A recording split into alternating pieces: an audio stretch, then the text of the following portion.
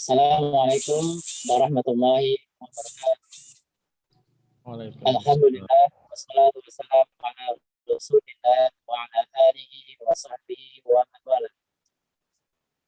Alhamdulillah, puji syukur kita aturkan kehadirat Allah Subhanahu wa taala yang mana telah begitu banyak melimpahkan rahmat dan kasih sayangnya kepada kita semua, sehingga pada malam hari ini kita masih bisa berjumpa kembali dalam media online untuk kita bersama-sama sedikit mengkaji tentang bisnis yang sesuai dengan syariah. Ya.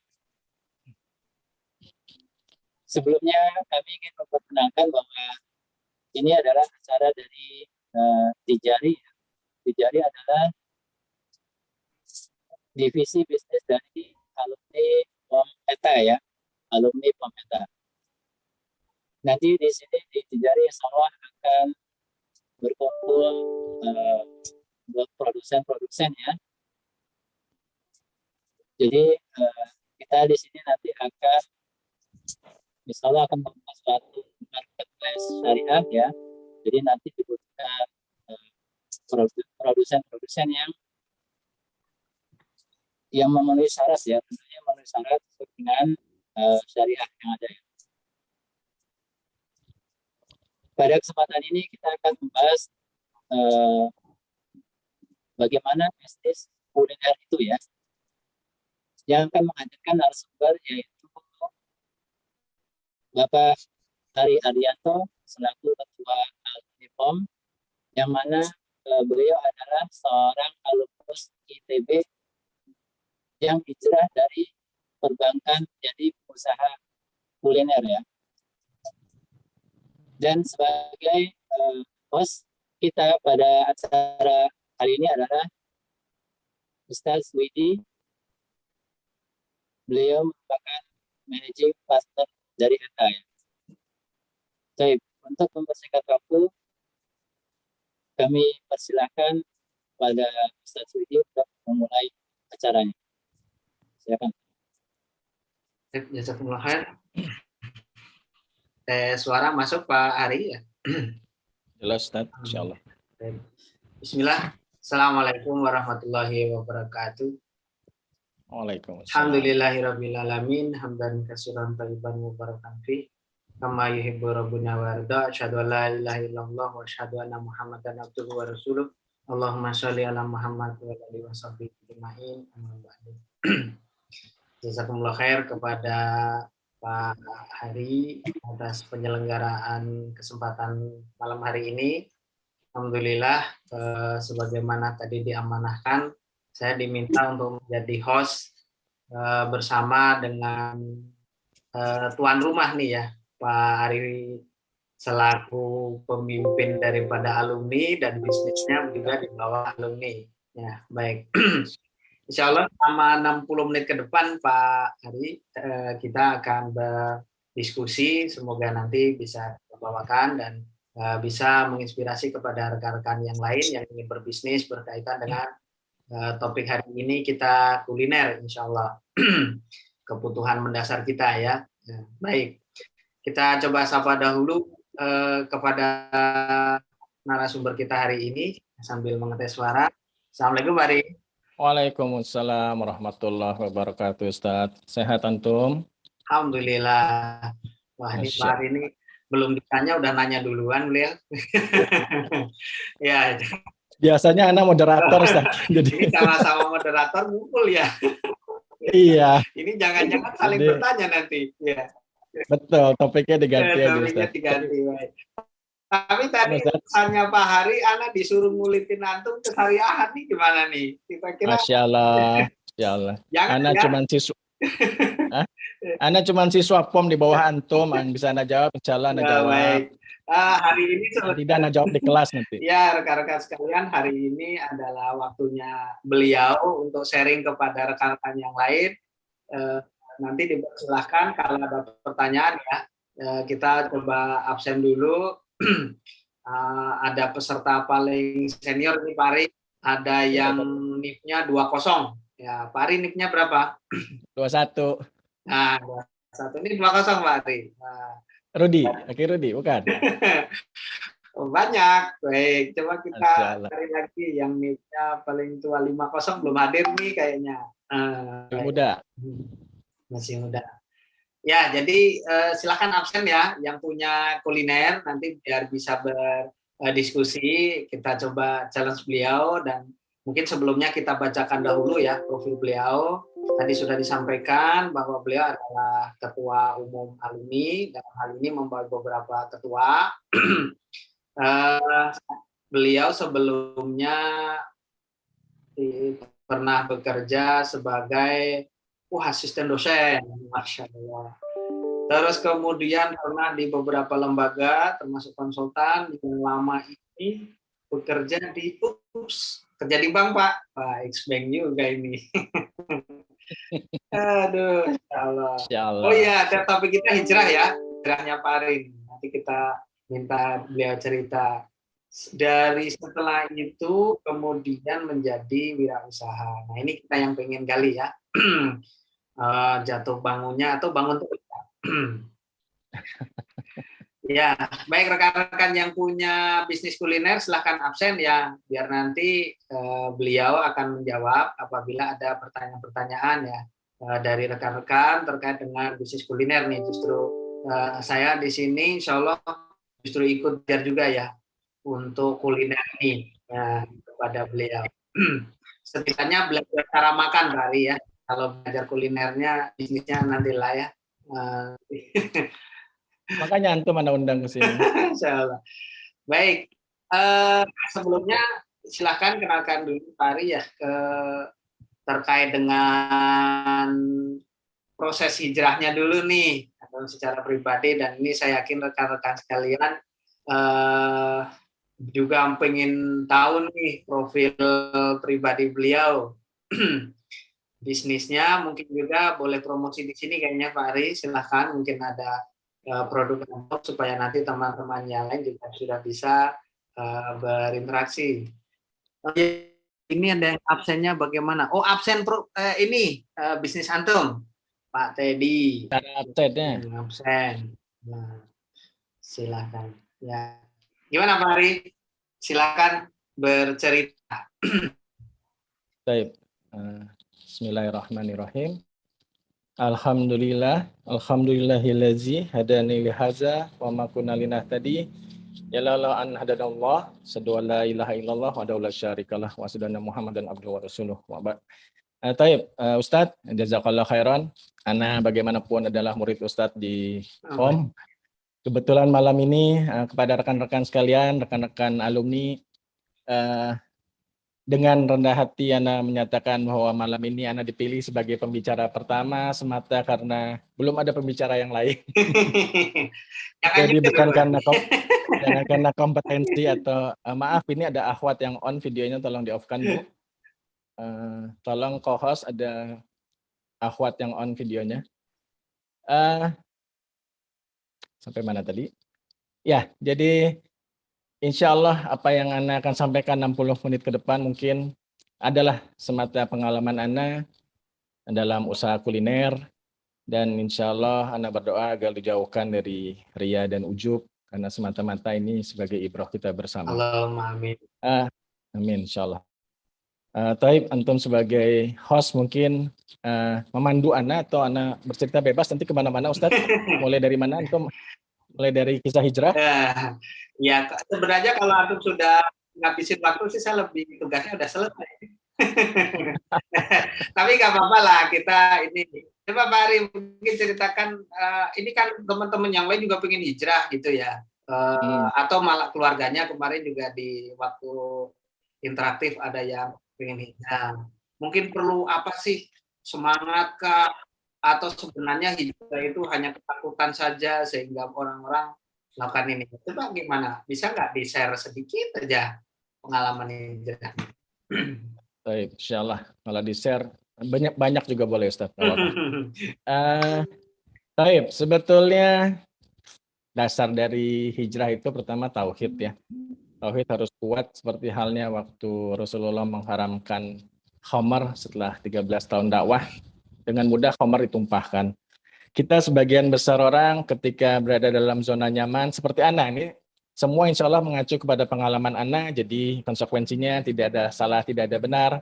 Mungkin bisa berlaku bagi sebagian orang, mungkin tidak, tapi insya Allah kita bisa diskusi.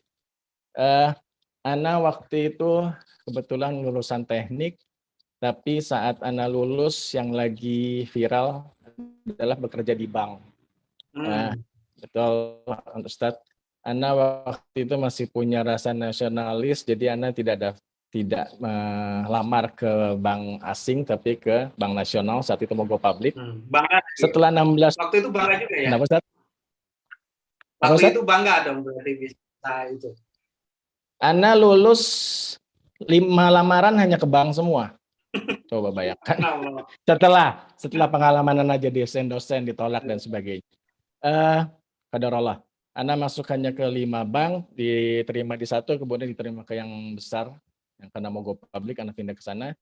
Dan pada 16 tahun Ana nggak tahu bahwa itu riba.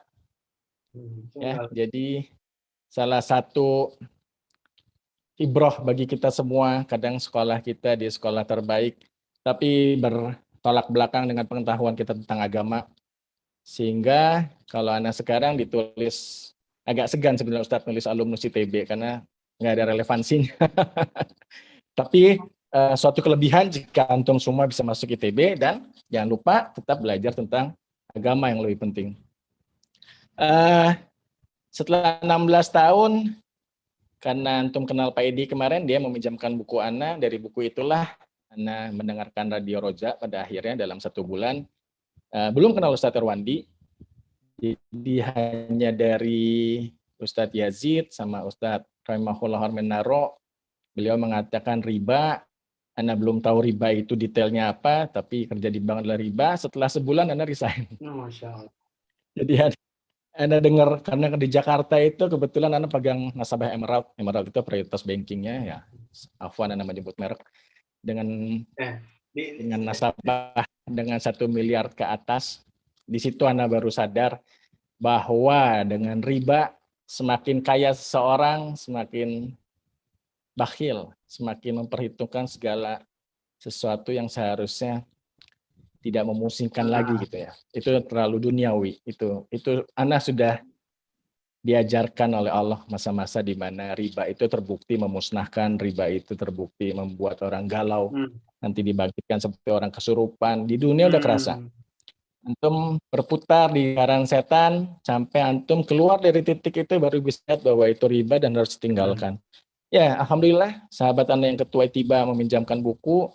Ana dengar Ustadz Yazid. Ana pulang ke rumah setelah sebulan di ospek oleh Radio Roja. Ana bilang ternyata riba. Terus Ana cuma bilang 3 kata itu, Ustadz. Ya udah, mumpung ada nafas.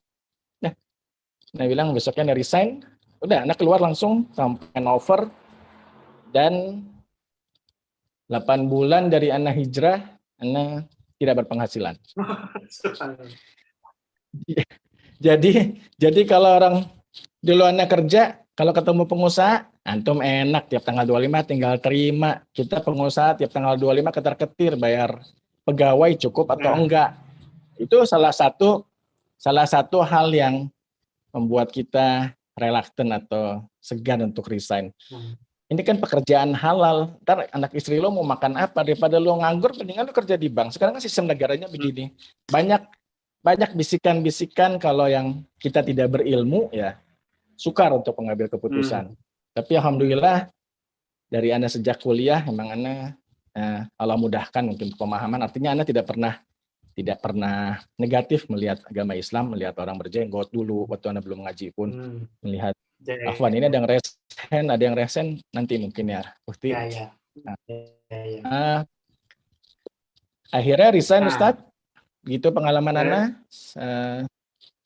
Bikin usahanya gimana? Bikin usahanya mulai kepikiran usaha itu kan 18 nggak ada penghasilan tapi dapat rezeki kan?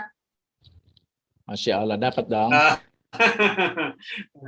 Jadi kulinernya mulai kapan? Kulinernya mulai kapan? Anda masuk Bank 95 Ana resign November 2011. Keputusan pertama Ana yang paling penting adalah Ana harus hijrah dari metropolitan. Karena hidup di metropolitan itu nggak gampang. Pertama dari sisi materi agak berat, kedua sisi duniawinya juga banyak godaan. Kedua, Ana nggak punya penghasilan saat itu. Kalau teman-teman yang mungkin masih ada ya, teman-teman yang kerja di bank itu biasanya perangkap lembaga ribawi itu kalau pegawai itu dikasih soft loan, Ustaz. Soft loan itu rate-nya setengah dari deposito atau bunga pasar. Jadi kalau lo nggak ambil itu bodoh aja gitu apanya. Pepatahnya lo tinggal ambil taruh deposito lo dapat selisih setengah. Jadi misalnya deposito 12%, kita pegawai dikasih pinjaman 6%. Jadi 6%-nya tinggal bunga. Ternyata yang pinter yang nggak ngambil ya. Ana. Ternyata yang pinter yang nggak ngambil kan. Betul. Tapi 1% kurang mungkin ya. Dan ketidakpintarannya dilanjutkan oleh uang tadi dipakai untuk konsumtif. Nggak ada yang beli aset. Antum lihat aja kalau orang bank itu dasinya Eigner, pakai ballpoint-nya Montblanc dan sebagainya lah. Itu konsumtif. Ketika sekarang mereka mau hijrah, salah satu kendalanya adalah hutang. Hutang yang tidak bisa dilunas. Karena antum bayangin Ustaz, Anda misalnya masuk tahun 95 umur 26. Dikasih pinjaman sebesar roomnya 30% dari gaji tiap bulan, dicicil selama jumlah bulan dikali usia pensiun. Misalnya usia pensiun 55. Bisa bayangin nggak berapa ratus juta yang diiming-imingi oleh bank. Belum nanti setiap kenaikan gaji ada room baru untuk pinjaman. Jadi di-cut terus. Nah, kesalahannya sebagian besar yang konsumtif adalah tidak punya aset, sehingga ketika dia harus resign, harus hijrah karena dia tahu harus hijrah, dia nggak bisa melunasi hutang. Karena barang-barangnya barang-barang konsumtif yang notabene book value-nya tinggal 20% mungkin ya. Aset dia nggak cukup. Itu salah satunya. Baik. Ya. Bentar Pak Ali. Wah, kita cerita hijrahnya kayaknya perlu ada sesi kedua nih. Iya.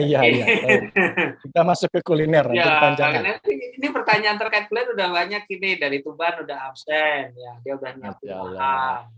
Masya Allah. Ini sebentar Pak Ali ya, saya absen. Yang ada nih. Pengen bikin keripik kentang dari Bekasi. Apalagi ini.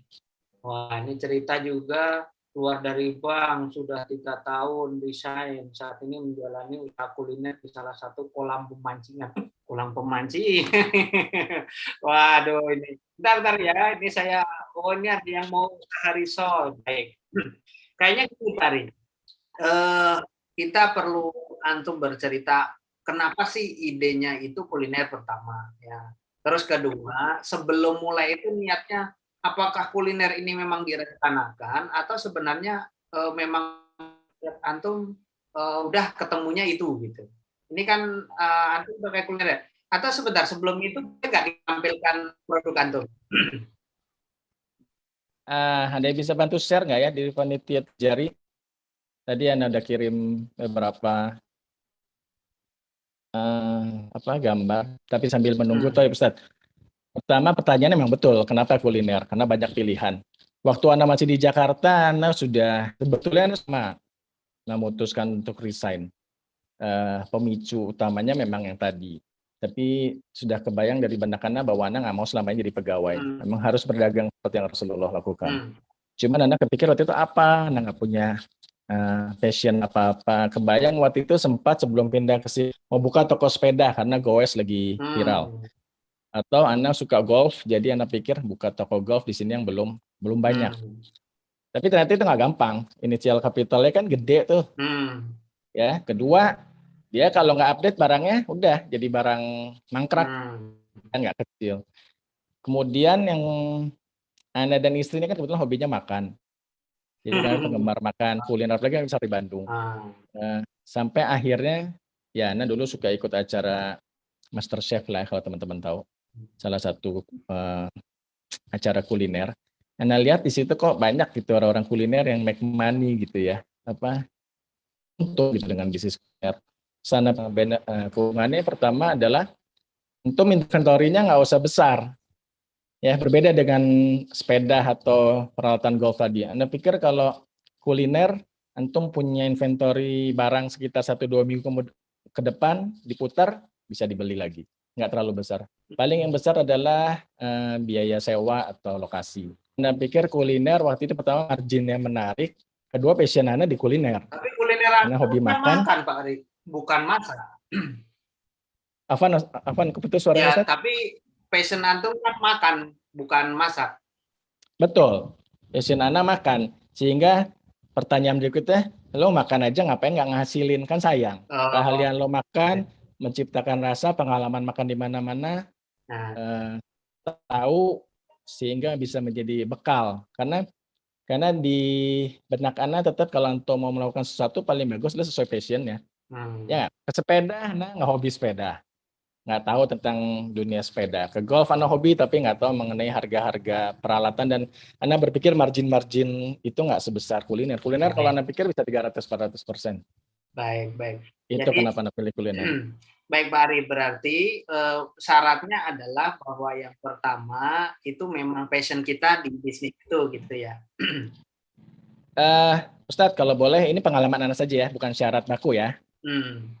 Ini berdasarkan. Terus ya. Yang kedua, nggak apa-apa, tapi kan antum sudah bisa membuktikan selama 10 tahun. Nah, terus yang kedua, margin gede termasuk motivasi juga ya? Betul, Ustaz, betul.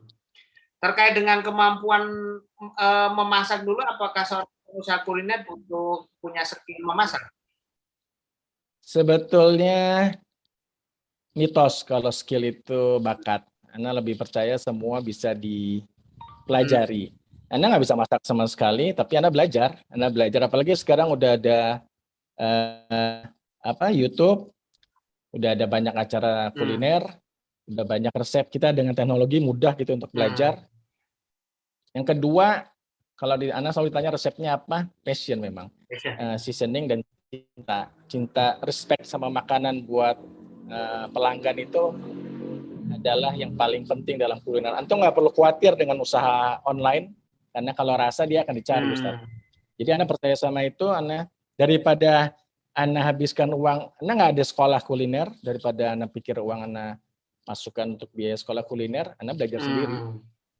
Mencari resep sendiri, mencari presentasi sendiri.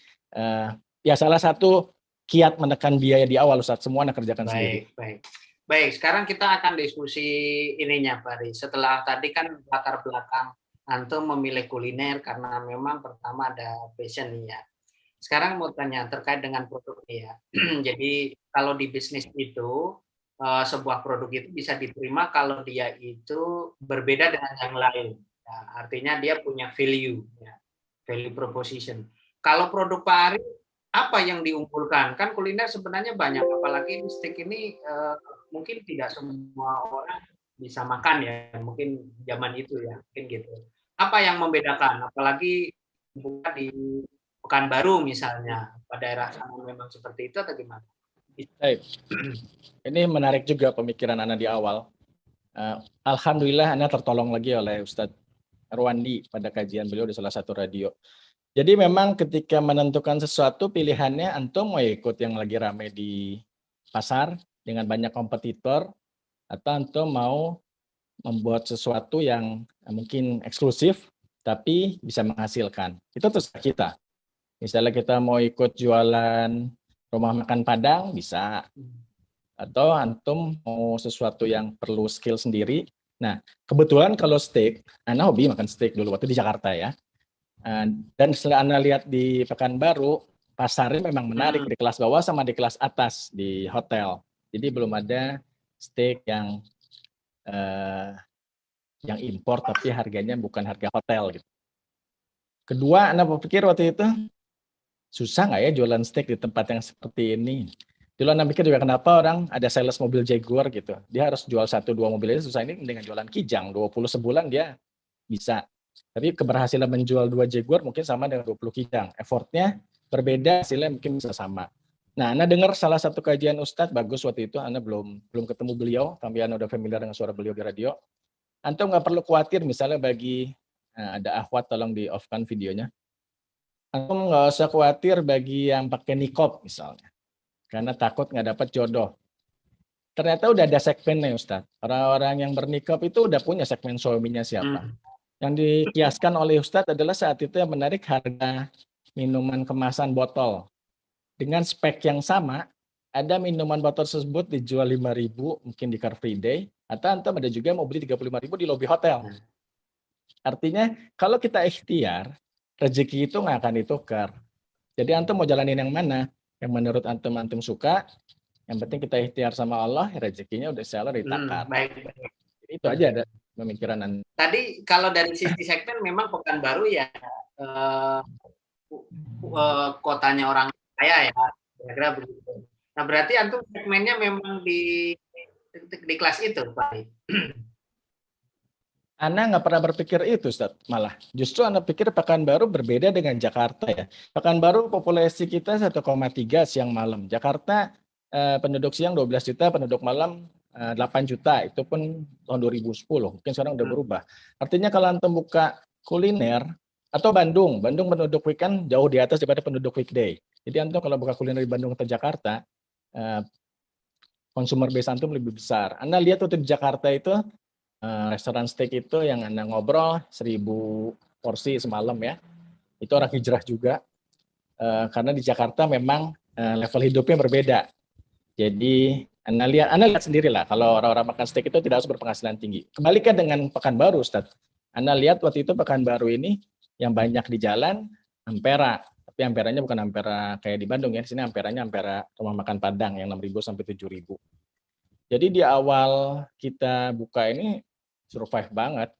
Nggak gampang membentuk pelanggan atau consumer base.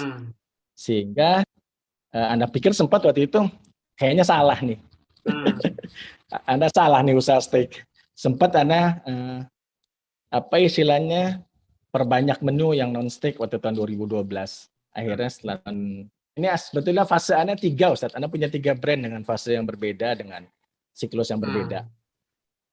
Baik. Jadi waktu awal dulu yang kepikiran salah itu dari sisi, kan tadi Antum cerita ya bahwa di situ ada 2 kelas. Antum mengambil yang mana? Kalau value proposition itu kan sesuatu yang berbeda nih, gitu. Apa yang berbeda waktu itu di tempat di situ? Sebelum kita melihat konsumen ya. Betul. Ana kebetulan punya saudara gitu ya.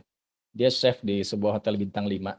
Dia dikirim ke suatu negara untuk membuka hotel bintang 5 dengan sebagai eksekutif chef. Dia ngajarin sama Ana bagaimana menghitung suatu harga produk di hotel atau di restoran-restoran. Misalnya dia bilang kalau antum makan steak di Hilton gitu ya, atau di salah satu hotel yang dia pegang, itu biasanya production cost-nya minimal 30% dari harga. Itu udah include side dish, udah include man hour, udah include overhead cost, semua dihitung dalam sebuah piring. Sehingga kalau antum makan steak yang harganya 300, harga dagingnya nggak mungkin 100 di bawah itu. Itulah kualitas yang antum makan. Jadi Anda tinggal pikir aja, begitu Anda mulai usaha ini, pertama Anda lihat market share-nya, siapa pemain-pemain steak di sini. Kedua, Anda benchmarking dengan harga yang mereka punya. Keunggulan Anda ya harus di harga dengan kualitas daging yang sama. Sebetulnya kalau Pekanbaru ini nggak terlalu besar, Ustadz. Jadi Anda ketemu supplier di Jakarta, dia akan bilang juga siapa yang pakai daging ini disebutlah si Fulan dan si Fulan atau hotel ini dan gitu. Jadi Anda tahu yang disajikan oleh mereka sama dengan Anda pegang, cuman harganya berbeda. Itulah yang bisa jadi salah satu keunggulan atau produk Anda. Jadi tadi kita ambil bahwa pertama kali untuk usaha memang itu passion kita. Yang kedua, produk kita mesti punya perbedaan. Pak Ari dalam hal ini mengambil posisi di mana dia berkompetisi atau price kompetisi dengan kualitas yang sama yang dia bandingkan, tapi dia bisa masuk kepada harga yang lebih murah, lebih kompetitif. Sekarang kita berbicara masalah konsumen, tadi sudah banyak berbicara ya, sudah disampaikan. Konsumen di sana ternyata tidak sama dengan yang di Jakarta. Tapi kan antum mulainya kan bisnisnya di waktu di Pekanbaru. Apakah waktu melakukan uji produk ini sudah kepikiran bahwa konsumennya itu kelas ini begitu, Mari? Slightly ya, secara garis besar iya. Ketika kita memutuskan untuk menjual steak, udah tahu steak itu kan bukan makan siang harian. Biasanya orang weekend atau malam after office kalau ada beberapa orang keluarga yang mau makan. Jadi Ana sudah tahu dari awal klien kita atau pelanggan kita akan terbatas. Cuman ini challenge buat Ana. Pertama, Ana lihat soalnya steak yang di Jakarta itu yang dibilang murah memang cukup banyak yang makan di sana. Jadi Ana pikir ini salah satu cara Ana edukasi ke pasar bahwa antum mau makan steak enak dengan kualitas yang sama dengan harga yang murah, ya antum turun dari sisi tempat, misalnya bukan di hotel, tapi suatu tempat yang asal bersih, higienis, nyaman. Tapi antum memang ngejar makanan.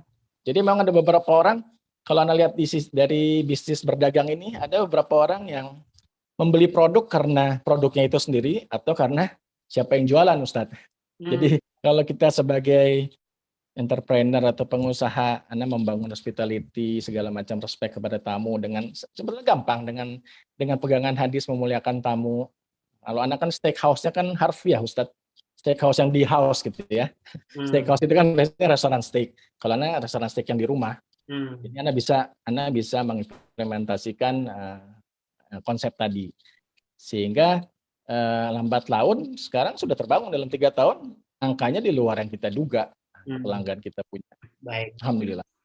Saya 3 tahun. Baik. Tadi di sini saya sambil ambil satu pertanyaan ya. Tadi fase mulainya sudah, memang ada beberapa tahap. Ini ada yang tanya nih Pak. Sebenarnya fase yang paling sulit gitu ya. Itu yang pas kapan Pak? Dari rangkaian tadi. Kalau misalnya dari perencanaan sampai dengan kan 3 tahun sudah terbentuk konsumen ya. Ini fase yang tersulitnya pas kapan? Kalau yang Ana alami pasti saat launching di awal. Apalagi antum datang dengan produk yang bukan consumer base, bukan daily base, bukan barang-barang pokok. Jadi tersier malah ya. Ketika orang gimana membuat orang harus makan steak gitu, sementara itu bukan sesuatu yang mendesak. Ini bertanya itu aja belum kiat-kiatnya nanti ya Ustadz. Jadi gimana kita placing brand kita, placing produk kita ke publik gitu. Apa yang mau dilakukan ya macam-macam. Ini masuk nanti mungkin dalam kategori marketing atau branding ya. Tapi intinya fase yang tersulit adalah perencanaan, insya Allah enggak. Yang sulit itu ketika antum memutuskan melangkah aja. Itu pertama. Breaking the ice adalah berani nggak antum usaha. Anda bilang intuisi dalam hal ini penting. Kalau misalnya Anda yang lama kerja di kantor, banyak teori, ketika harus memutuskan banyak menghitung, itu akan jadi kendala. Apalagi antum menghitung, angkanya nggak masuk, antum takut. Nggak usah takut, artinya ikhtiar aja. Kalau usaha bisnisnya pertama harus berani rugi. Ya, minimal rugi tenaga, waktu. Kalau material ya juga harus bagian dari seorang pengusaha. Kedua, waktu itu motivasi anak hijrah. Anak meninggalkan yang buruk, dan anak yakin bahwa Allah akan mengganti dengan sesuatu yang lebih baik. Jadi nggak mungkin gitu. Dan anak punya pegangan, misalnya waktu itu anak 16 tahun kerja kan, masa sulit misalnya setahun 2 tahun anak selalu menghibur diri. Gitu ya, anak bermaksiat 16 tahun kuat, ini diuji 2 tahun masa udah nangis gitu ya.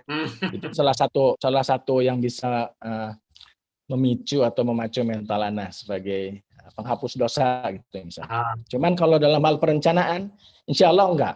Perencanaan branding, logo, nama, segala macam yang susah saat antum launching, nggak laku. Ketika antum buka, nggak seramai yang antum duga. Itu ada kiat-kiatnya juga kalau anak pribadi, gimana kita mengatasi hal tersebut. Tapi fase-fase itulah kira-kira. Kalau dari sisi waktu, sebenarnya tadi kan baru untuk ice breaking pertama ya, yang udah ketakutan ini dan itu. Kalau dari sisi waktu sampai perjalanan 3 tahun, itu yang paling beratnya itu justru di bulan-bulan pertama atau keberapa Pak? Bulan pertama Ustadz. Ana alhamdulillah masuk mungkin royal ya. Jadi salah satu Ana membangun brand adalah dengan mudah memberi hadiah. Itu aja. Jadi promosi itu kan bisa macam-macam. Ana dulu punya konsep bahkan makan gratis daripada Ana habiskan uang untuk placement ke media atau ke surat kabar untuk beriklan atau ke majalah atau ke baliho atau neon sign dan sebagainya. Ana waktu itu pikir dengan konsep makan gratis. Tapi ini restoran yang sebelumnya ya, yang bukan yang di steak cukup berhasil. Jadi misalnya ini mungkin buat antum yang kuliner di skala 20.000, 25.000 per porsi misalnya. Kami dulu melakukan setiap hari Senin jam 1 restoran harus kosong, silakan antri di luar. Dalam 1 jam silakan duduk, makan sepuas, beli minum. Makan sepuas itu kita restoran bebek goreng, ayam goreng dengan 1 ayam, nasi dan sambal sepuasnya, wajib beli minum. Nah itu efektif. Dalam setiap seminggu kita buat, orang-orang yang makan Senin gratis itu, Ustadz bayangkan ya, yang makan itu pakai Alphard, dia ngantri di pintu depan dengan 4 anak dan baby sister dan bayi. Jadi artinya fitrah bahwa memberi itu bukan hanya kepada yang tidak mampu. Orang kaya tuh senang dikasih hadiah. Tapi apa dampaknya? Dia Rabu, Kamis, Jumat makan siang di tempat kita. Jadi sementara apakah kita rugi dengan makan gratis? Enggak. Karena kalau antum bisa menghitung margin dengan orang membeli minuman, ya BP lah, nggak sampai ke rugi. Ya di situ kita lakukan hampir beberapa bulan gitu, Ustaz. Yang seperti Anda bilang, keuntungan kita peroleh yang Anda sampaikan ke antum. Insya Allah. Baik. Kita lanjutkan lagi Pak Ari. Ini ada beberapa yang sudah absen. Ada yang punya bisnis frozen, ada bisnis aneka kue. Wah, ini yang kuliner-kuliner kayaknya perlu dipersiapkan khusus ya. Tadi kita sudah berbicara masalah segmen bahwa sebenarnya ketika awal Pak Ari sendiri masih ragu ya, tapi ketika dijalanin dia tetap akan melewati masa itu. Baik, kemudian aktivitas-aktivitas Pak Ari sebagai seorang pengusaha, apa yang pokok yang sejak awal itu perlu dipersiapkan apabila kita pengen berbisnis ya. Pertama kali aktivitas apa yang pokok supaya sampai dengan dia bisa berjalan begitu. Ya, Toib, mungkin kalau aktivitas teknis, misalnya antum mau masuk di usaha yang antum geluti, apakah makanan kemasan atau seperti Ana, ya kita pasti belajar lah. Kita cari tahu ilmu-ilmu tentang bagaimana mempresentasikan sebuah steak di piring. Kalau antum lihat tadi, Ana termasuk royal ya porsinya. Kemudian yang lebih penting sebetulnya Ana pengen sampaikan sebagai seorang mukmin, tidak terlepas sebagai pedagang, Ana menguatkan beberapa sikap atau sifat. Yang pasti yang pertama yang paling penting adalah tawakal, lalu qanaah, kalau bisa waro, kemudian ikhlas. Kenapa tawakal dan qanaah itu penting? Karena nanti kembali antum menilai rezeki itu dari nominal atau bukan. Sehingga ketika antum buka, antum tidak mengalami apa yang antum harapkan, ya kembali ke sifat dasar tadi. Kedua, Ana nasihatkan ketika antum baru mulai usaha, ketika ini dengan asumsi ya, antum bukan franchising, beli brand, antum buka langsung laku, antum nggak punya waktu untuk aktivitas melakukan amal soleh, tapi dengan bisnis. Kalau Ana nasihatkan dari awal, misalnya pertama menabung. Walaupun pendapatan antum kecil, usahakan menabung. Karena menabung itu kalau antum tidak biasa dalam penghasilan kecil, juga tidak akan bisa dalam penghasilan besar. Kiasnya adalah maksudnya amal saleh. Kita lagi sepi, banyaklah beramal saleh. Yang paling penting itu sebenarnya muhasabah diri. Karena selalu muhasabah, kalau nggak laku, Anda nggak pernah menyalahkan masalah teknis. Tapi mungkin kurang doa, mungkin kurang sedekah. Itu lebih mudah gitu. Jadi antum akan bisa lebih nerima. Anda selalu ingat kajian Ustadz, nasihat Ustadz Erwandi. Kalau ada yang minta sama beliau nanya, bilang kalau nanya jangan sama Ustadz. Kalau minta sama Allah, jangan sama Ustadz. Antum berdoa tiap malam, tiba-tiba Allah kasih 1 kilogram emas pagi di bawah tempat itu bukan hal yang nggak mungkin gitu. Sesuatu yang sangat mungkin. Jadi sebetulnya kuncinya biasakan antum beramal soleh sebanyak antum bisa saat antum sepi usahanya. Sehingga ketika antum ramai usahanya, yang ini tidak ditinggalkan. Kejar akhiratnya, dunianya ngikutin. Jangan sampai nanti antum belum biasa, misalnya beramal. Artinya gini, ini cara kita menyikapi, mensyukuri ketika kita usahanya belum berhasil. Kalau syukur-syukur, Ana waktu di awal Ustaz, hari pertama buka tahun 2012, bulan puasa, 75 orang makan serentak. Antum bayangin, Ana cuma berdua dengan istri. 2 lagi waitress. Itu 50% tidak terlayani. Jadi itu Anda bilang ya harus berani, tinggal gimana kita menyikapi. Anda bilangnya bayar 50%, kita mohon maaf, kita merendah, bahwa di luar ekspektasi jumlah tamu, kita minta maaf. Tapi itulah yang terjadi ketika antum berdoa pengen langsung sesuatu yang misalnya instan, rame. Apakah kita sendiri siap. Hmm. Jadi kalau nasihat ana ketika antum mulai usaha, kemudian usahanya sepi, bagus. Muhasabahlah diri, perbanyak hal-hal yang bisa antum lakukan sebelum itu hilang kesempatannya. Baik, Masya Allah. Baik, tadi perencanaan pertama sebenarnya justru menyiapkan mental Pak Ari ya, sama beberapa hal yang berkaitan dengan tidak teknis justru, teknis akan mengikut. Baik, sekarang kita akan berbicara berkaitan dengan pihak-pihak yang penting Pak Ari. Jadi di dalam bisnis itu tidak terlepas daripada orang-orang sebenarnya dia tidak ikut bisnis kita, tapi tapi orang-orang tersebut ternyata mendorong kita, dan ini perlu kita daftar, kita list ya, biar kita dalam berbisnis ini merasa bahwa ini adalah komunitas. Salah satu itu adalah yang mendorongnya ke arah negatif gitu ya, seperti tadi ya, orang lain mungkin sudah gajian, kita masih belum, sabar, menghibur diri, atau orang-orang yang mendorong seperti tadi Pak Ari sampaikan, ada orang-orang yang menginspirasi ya, bisa inspirasi sebagaimana ceramah-ceramah. Nah, menurut Pak Ari, selain yang tadi sudah disebut, ada nggak orang-orang yang sebenarnya itu tidak di kuliner, tidak di bisnis Pak Ari langsung, tapi justru dia penting juga buat bisnis Pak Ari ini? Agak susah pertanyaan antum nih, Ustaz. Mungkin ada orang-orang mungkin begitu ya, atau Pemda, atau mungkin sebenarnya orang-orang yang selalu memberikan nasihat motivasi di situ, sebenarnya dia nggak terlibat langsung di bisnis. Anda nggak perlukan seperti itu di bisnis Anda? Adakah orang-orang seperti itu diperlukan untuk bisnis kuliner? Bisnis Antum yang dulu Antum pengalaman pertama, atau semuanya bisa sendiri?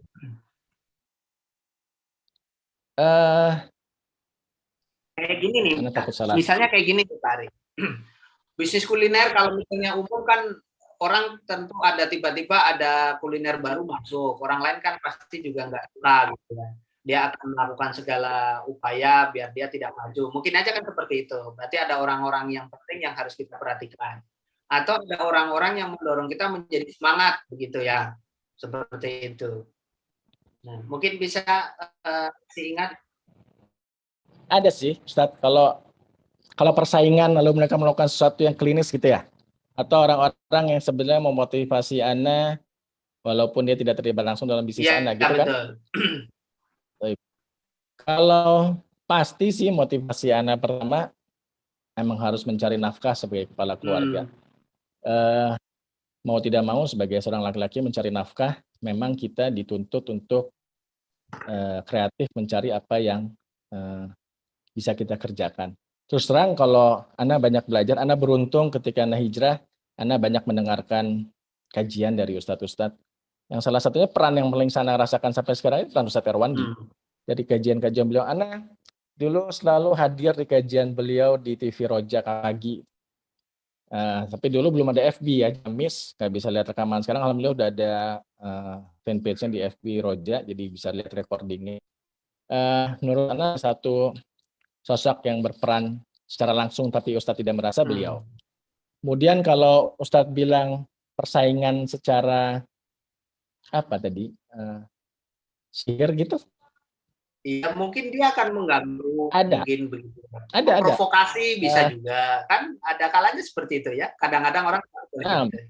Nah, memang kita pertama tidak boleh. Ya itu sudah diajarkan semua di dasar muamalah. Jangan zalim sama orang sehingga jangan ujub atau jangan pamer sehingga orang hasad. Walaupun antum tidak melakukan itu pun tetap ada yang merasa usahanya terganggu dengan kehadiran kita. Padahal nggak ada relevansi. Dia jual mie di dekat restoran antum buka steak, antum ditanemin sesuatu di. Jadi yang menemukan pun orang lain yang kesurupan. Jadi ada koki orang lain kesurupan. Dia gali-gali tanaman ke daerah Anda, ketemulah Bu Bul ya, apa istilahnya kalau jampi-jampi dalam kain sihir gitulah. Itu Anda alami. Cuman ya kembali ke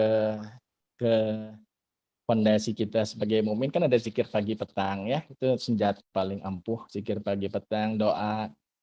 Insya Allah kalau gangguan seperti itu ya kita serahkanlah sama ada, memang ada. Ada ya, tapi tidak perlu takut ya. Ya baik. Insya Allah Ustaz. Baik, ini kita ini ada 10 menit terakhir kita akan berbicara terkait dengan aspek syariah yang perlu kita perhatikan ya di dalam hal bisnis ini, terutama ini ada beberapa yang punya bisnis yang bisnis ayam ya. Assalamualaikum Pak, berbisnis ayam. Nah, Waalaikumsalam. yang geprek sales dari mobil. Ya. Baik, Pak Ari, ini agak rahasia nih. Kalau boleh cerita dong, sebenarnya kuliner itu marginnya berapa sih? Kan tadi antum cerita kalau di Hilton ya sepertiganya gitu, itu sudah COGS-nya plus lain-lain. Kalau bisnis yang antum, kalau boleh tahu berapa sih wajarnya? Betul, bisnis kuliner itu kalau antum makan di bintang 5, 400-500% ya margin net profitnya. Ana happy dengan 100%. Kembali ke tadi Ustadz, qanaah. Ketika seorang mukmin itu dijamin makan 24 jam ke depan, dia aman, punya nikmat aman, nikmat sehat, dia harus beribadah, harus bersyukur. Jadi makanya dalam menetapkan harga produk itu kembali ke masing-masing individu. Antum puas dengan berapa? Cuman kiat Anda adalah jangan minder juga menentukan harga. Antum ambil margin di mana agak leluasa ketika ada kenaikan harga dari supplier, antum nggak serta-merta naikin harga jual antum. Sehingga kalau misalnya ada berita kebijakan impor daging naik harga, tapi harga steak antum nggak naik, itu pelanggan pasti senang. Jadi margin 100 misalnya berapa ya? Misalnya modal antum satu piring 100, antum jual 200 sampai 225 udah happy. Net ya. Kita hitung net profit lah karena overhead cost-nya low. Ya. Baik. Baik Pak Ari, tadi pertanyaan terkait dengan bisnis ya. Terakhir malam ini tampaknya masih banyak juga, ada beberapa yang bertanya terkait dengan franchise dan lain-lain. Mungkin kita tidak bisa menunjukkan malam ini. Kita ada beberapa hal berkaitan dengan aspek syariah ya yang harus kita kupas malam ini. Pak Ari, dalam hal ini kan antum akadnya jual beli ya. Pertama, kalau bisnis itu yang kita lihat dari aspek syariahnya adalah hulunya. Antum bisa sedikit cerita terkait dengan usaha ini secara kepemilikan milik berapa orang atau antum sendiri atau bagaimana? Baik. Ana pengalaman sirkah cukup banyak sebelumnya, tapi Ana belum ngaji sehingga Ana sendiri tidak menguasai cara sirkah atau mudharabah yang sesuai syariat. Saya beberapa kali memang bubar, sehingga kita Ana memutuskan usaha ini yang terakhir Ana harus kerja sendiri. Pertama, keleluasaan di tangan Ana. Ana tidak perlu bertanggungjawabkan laporan, Ana tidak perlu bertanggungjawabkan pengeluaran, Ana tidak harus segan memberi diskon yang banyak, Anda nggak harus pusing kalau Anda tiba-tiba mau tutup. Kayak tadi sore ada pesanan, Anda milih berhujan-hujan dengan anak. Kalau ada sell order mungkin tak gitu ya.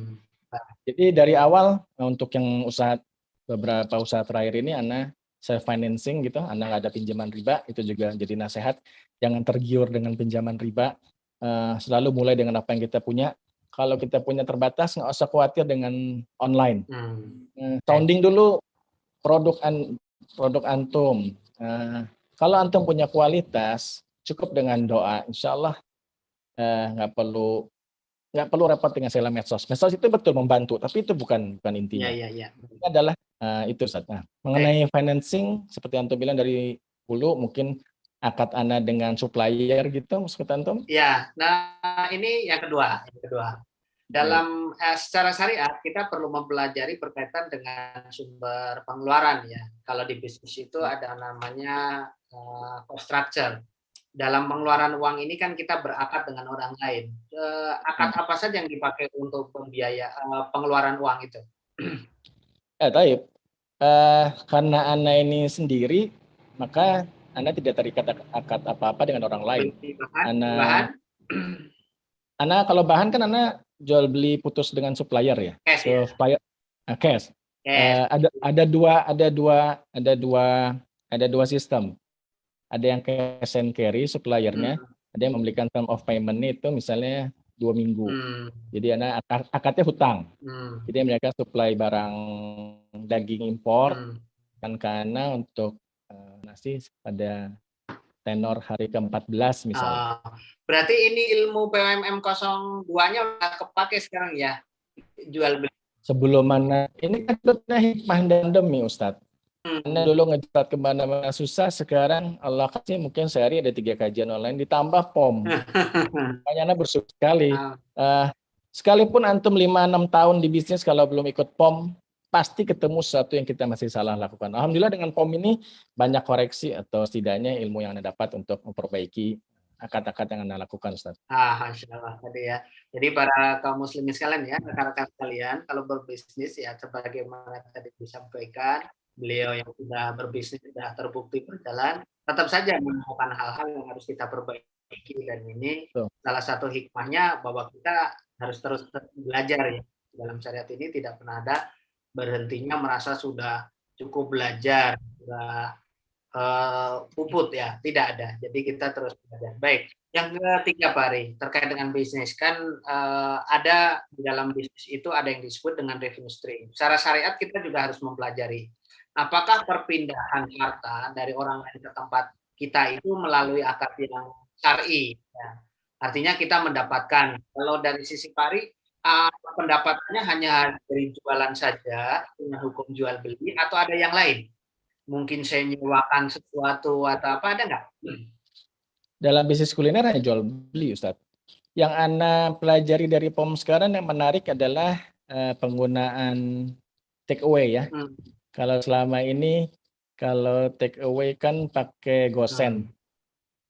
Kalau dulu Anda nggak masalah bayar di muka, kemudian mereka transfer. Kalau sekarang Anda sudah konsultasi dengan Ustadz, misalnya hilangkan akad kortnya.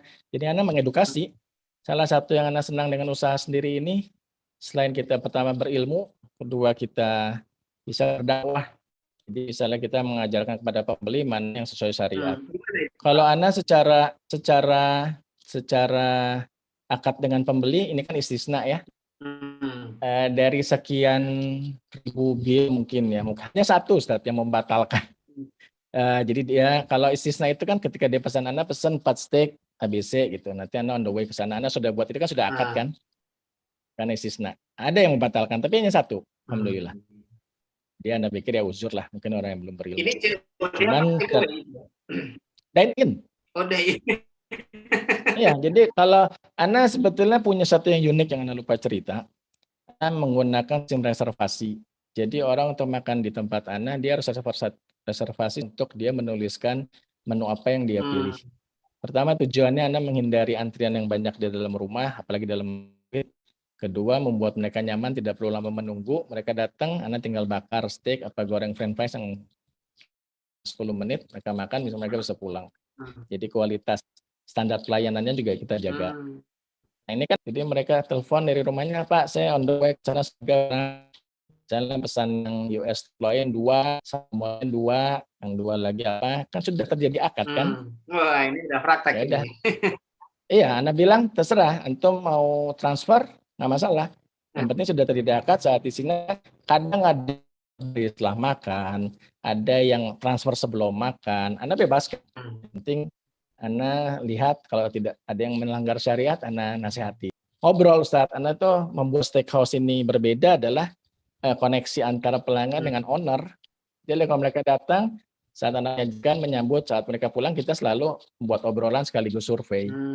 Oh ini value improvement ya. Jadi kalau mau makan reservasi dulu. Wah. Lumayan Ustaz, jadi daya tarik juga. Sebelum pandemi apa setelah pandemi? Dari awal. Dari awal. Berarti sekarang udah mudah ya. Jadi kalau reservasinya sudah memenuhi batas maksimal, udah mohon maaf gitu ya. Anda nggak terlalu se-strict itu kalau fleksibilitas dalam hal waktu, karena perlu Anda sampaikan juga bahwa salah satu integritas seorang muslim itu harusnya kalau berkata tuh dia tepat janji. Ya, misalnya jam 8:15 kira-kira dia tidak bisa memenuhi, dia harus kasih tahu. Cuma kalau Anda sebagai penjual, hal ini statistik Anda 80% masih orang terlambat dan tidak memberi kabar, Ustaz. Cuma dalam sisi Anda sebagai penjual ya Anda terimalah karena bill-nya lumayan gitu ya. Tapi jarang sekali orang yang on time untuk mendapati waktu, dan itu salah satu sarana dakwah juga. Baik. Berarti berpendapatannya semua tadi akadnya jadi istisna gitu Pak Ari ya. Nggak ada Ya. lain. Nggak ada. Baik, ini ada Kalau yang maksudnya dari bisnis owner Ana ya Ustadz ya? ya terkait dengan pendapatan dari dunia. Jadi kalau di bisnis itu namanya revenue stream itu titik-titik kita ngambil uang ya. Dalam artian kita mendapatkan uang gitu ya. Ini jualan, akadnya istisna ya. Wah, berarti sudah terdaftar nih kayaknya istisna ya. Baik. Nah, ini ada pertanyaan Pak Ari. Sebentar. Asanallahu iyaikum. Apakah usaha kuliner memiliki dewan pengawas syariah khususnya milik Pak Ari? Baik, ada atau tidak? Apakah ada yang jadi pertimbangan? Ini saya jawab dulu ya. Baik, jadi terkait dengan kepentingan ada dewan pengawas syariah ini, kalau yang bersangkutan tidak memiliki tidak memiliki pemahaman terkait dengan ilmu syariat, maka dia butuh. Tapi kalau yang Pak Ari ini sambil belajar, alhamdulillah ilmunya diaplikasikan. Begitu kan Pak Ari ya? Iya, betul. Mungkin ada nasihat kali Pak Ari ke rekan-rekan yang belum POM tapi sudah punya usaha begitu, supaya tidak terjerumus ke beramal tanpa ilmu. Iya, betul Ustadz. Ana setelah sekian lama, Ana mulai Juni ya di POM. Ana semakin ikut POM, semakin merasa bahwa apa yang Ana miliki dengan pengalaman sekian lama, kalau dibandingkan dengan POM masih jauh. Kita perlu belajar teori syariat itu melalui mihyar misalnya, tidak hanya bisa per kasus. Sehingga dengan kita menguasai banyak aspek kelas-kelas yang antum bagi itu insya Allah sangat membantu untuk kita praktek. Jadi menurut Anda wajib hukumnya seperti Umar bin Khattab radhiyallahu anhu, dia mengusir orang yang tidak mengerti riba untuk tidak berdagang di pasar. Kita kalau misalnya langsung berangkat berbisnis, yang perlu dikhawatirkan adalah ketika kita tidak berilmu, tapi bisnis lancar. Ada pendapatan-pendapatan kita yang tidak berkah karena akadnya salah, tapi penghasilan lancar. Nah ini akan lama-lama menjadi comfort zone yang ketika antum sadar itu salah, susah untuk memperbaiki atau menolak karena bisa kehilangan misalnya penghasilan. Jadi penting hukumnya menuntut ilmu, terutama bagi kita yang berdagang. Itu wajib, Ustaz. Jadi menurut Ana, ini bukan promosi, yang Ana rasakan adalah sampai saat ini pembelajaran fikih muamalah masih yang terbaik melalui POM untuk pembelajaran online. Mungkin nanti bisa ikut yang lain-lain, tapi Ana merasa yang paling valid dan paling kompeten menurut Ana ya. Ana ikut dari POM. Insya Allah, Ana yakin kalau antum lulus standar syariah atau kelas-kelas yang diberikan oleh mereka, saat ini Ana udah 9 kelas ya Ustaz kalau nggak salah. Itu insya Allah sangat mendukung untuk menjadi pengusaha yang sesuai syariat, mumpuni secara syariat. Insya Allah selanjutnya hartanya berkah dan antum lebih mudah menghadapi dunia perdagangan ini dibandingkan tidak berilmu. Mestinya begitu Ustaz. Nah. Masya Allah. Bentarlah kita waktunya udah jam 21. Tapi saya minta tambahan waktu Pak Ari. Ini ada yang bertanya soalnya. Ana fleksibel Ustaz. Mau antum tambah setengah jam karena ini kan teman-teman alumni. Jadi tergantung Ustaz. Kalau Ustaz kalau Ana bebas mumpung tanya jawab karena kita sendiri sama alumni belum pernah semua. Nanti kita bikin sesi 2 insya Allah. Baik, ini ada beberapa Pak Ari ini. Antum kan sudah kuliner, akhirnya berbisnis kuliner, bahkan bisa dikatakan menjadi pengusaha kuliner ya, karena terbukti juga dari sisi waktu dan juga bisnisnya sudah punya suatu hal pembeda yang uniqueness. Ini ada yang bertanya, apakah sebenarnya seorang Pak Ari ini pernah punya pengalaman gitu ya, sebelum berbisnis itu punya riset perbandingan kuliner yang menggunakan media online dan kuliner yang konvensional atau gabungan keduanya. Punya nggak data terkait dengan itu? Nah, Ana sempat baca tadi pertanyaan tersebut. Nggak perlu repot, Aki. Dulu waktu Ana di bank repot, waktu Ana bekerja sebagai repot dengan urusan research. Ada si Nielsen yang kita harus bayar mahal hanya untuk mengetahui research. Pakailah intuisi. Misalnya Ana mau bisnis steak. Tinggal cari playernya siapa, market share-nya siapa pemain yang paling besar. Lihat IG-nya dia, lihat media promosi dia, lihat pricing-nya dia. Lalu tinggal kita kita mau saingin atau kita mau strategi di bawah dia. Ana sendiri nggak pernah kalau ditanya, nggak pernah ada repot-repot memberikan offline dulu, kira-kira gimana, online dulu kira-kira nggak. Anda jalan aja langsung Ustaz. Itu yang membedakan antara institusi dengan jangan terlalu banyak teori sehingga kita takut melangkah. Kalau Anda melangkah dulu, istilahnya lihat, observasi, amati, lalu improvisasi. Masuk dulu aja ke pasar, apa yang antum. Mungkin Antum ada closing statement dari Antum sebelum kita nanti ada dari moderator, dari anak, dari host ada beberapa yang perlu kita sampaikan terkait mungkin ide bisnis dari para peserta yang lain. Silahkan Pak Ari untuk memberikan closing statement yang menginspirasi teman-teman semua. Baik, jazakallah Ustaz. Jadi kepada teman-teman siapapun, terutama penuntut ilmu, nasihat yang pertama jelas tuntutlah ilmu sebelum kita berdagang.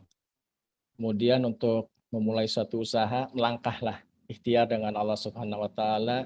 Ana berpegang dulu dengan surat Taha 132 dan surat Hud ayat 6 bahwa binatang yang tersembunyi di dalam persembunyian, binatang melata di dalam persembunyian saja Allah jamin rezekinya.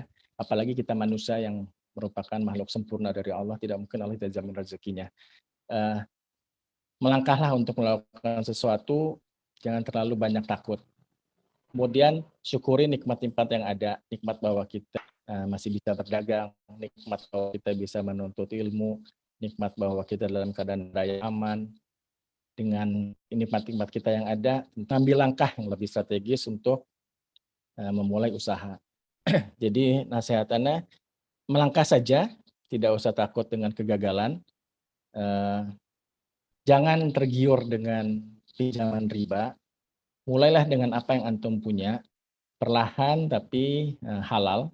Dan kembali jangan lupa menuntut ilmu ya melalui POM itulah Ustaz. Bukan ini tidak pernah beriklan, tapi ini apa yang Anda rasakan. Insya Allah kita ketemu lagi dalam waktu yang berbeda. Anda mohon maaf jika ada salah kata, tidak ada maksud sedikit pun. Jika Anda jangan sampai Anda terhukum ria atau ujub, mata-mata semua hanya untuk berbagi ibroh yang insya Allah bermanfaat bagi masyarakat kita semua. Baik Ustaz, demikian dari Ana.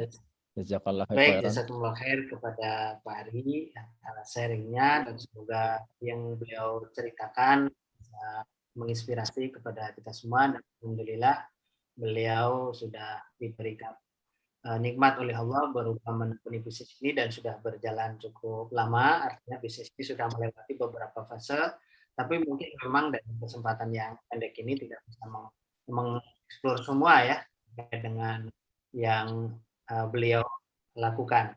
Baik, ini secara bisnis mungkin saya tambahkan, saya sebagai penutup perjumpaan pada malam hari ini, bahwa pertama, untuk memulai sebuah bisnis memang kita tetap harus kokohkan akidah kita karena kita akan menghadapi sesuatu yang sebenarnya bisa saja itu kita sudah mampu tapi hasilnya berkebalikan.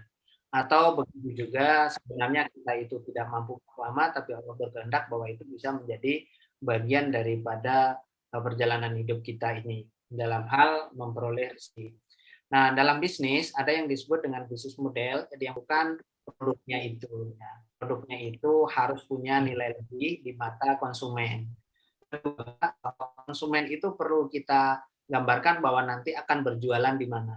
Sehingga pada saat ketika bisnis kita mulai, kita sudah tahu siapa yang akan kita targetkan untuk menjadi konsumen kita.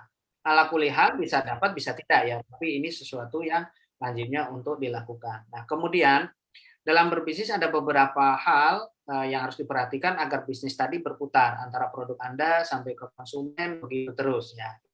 Pada mempelajari marketing kita ya.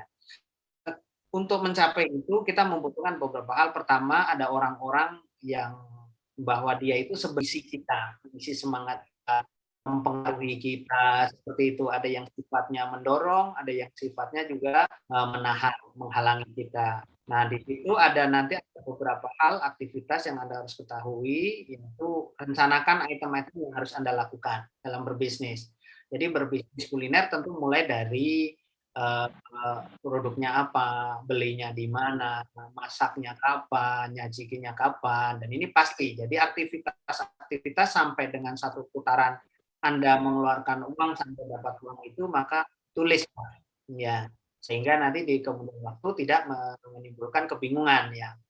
Ya, yang selanjutnya adalah bahwa Anda harus memetakan, ya, memetakan apa yang Anda miliki. Sebagaimana tadi disampaikan Pak Ari, bahwa kita mulai dari apa yang kita miliki. Jadi kalau Pak Ari sampaikan bisnis di tempat, stake house dalam arti stake rumah gitu. Dan ini salah satu aplikasi bahwa resource kita ada di rumah, ya sudah mulailah dari rumah, ya. Beliau berkeyakinan bahwa produknya dia adalah produk yang enak sehingga orang pasti akan juga datang. Baik, itu rangkaian-rangkaian. Dan kemudian secara syariat ada beberapa hal yang harus diperhatikan. Yang pertama adalah berkaitan dengan bahwa yang diputar ini kita pertanggungjawabkan kepada siapa. Jadi sumber permodalan itu kita perhatikan.